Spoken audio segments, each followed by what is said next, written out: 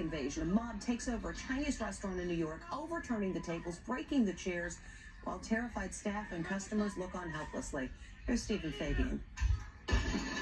It's total mayhem. A wolf pack trashes a restaurant as customers recoil in horror.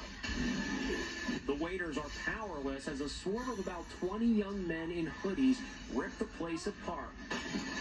The nightmare happened here at the Fish Village Chinese restaurant in Queens, New York. The manager says the vandals said nothing. They just burst in and launched their rampage. The damage is estimated at $20,000, but the restaurant is back open for business. Meanwhile, New York's mayor is doubling down on requiring that all customers should remove their masks when they enter a store. We got so used to the mask that we don't realize there's a large volume of people that are wearing it, not because of COVID, because they're criminals. Mayor Eric Adams says customers should take their masks off so security cameras can record their face, then put the masks back on if they want to. The mayor's mask plea comes as New York City is plagued by recent holdups committed by masked robbers who police are having trouble identifying. In New York's trendy Soho neighborhood today, we found this sign reading, "In order to enter, you must remove all ski masks, face coverings, and hoods." Another reads, "No hoodies, no ski masks, no face coverings. Face must show at all times or else you will not be served." Are people taking advantage of masks and using COVID as an excuse to go into stores and steal stuff? Serial criminals are using masks to do that. Your regular customer, your mom and pop, isn't our problem. And it's those people that want to wear ski masks, that want to cover their mouth and use COVID as an excuse. And it started as a routine traffic stop. It ended with a barrage of bullets that left a young man dead. Police say he refused to cooperate. Now, as the body cam video is being released, we've learned that the man considered himself a sovereign citizen, an anti-government extremist.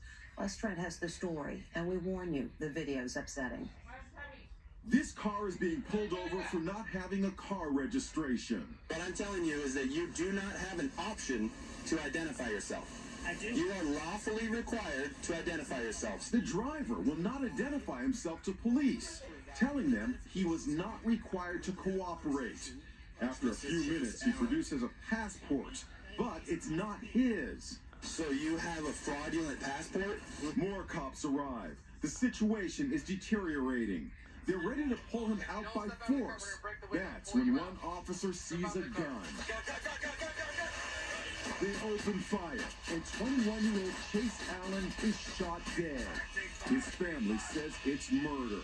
Chase Allen is a so-called sovereign citizen, an anti-government extremist. At a press conference today, Farmington, Utah Police Chief Eric Johnson called it a tragedy. I say it's just a tragic ending to what started out as an everyday traffic stop.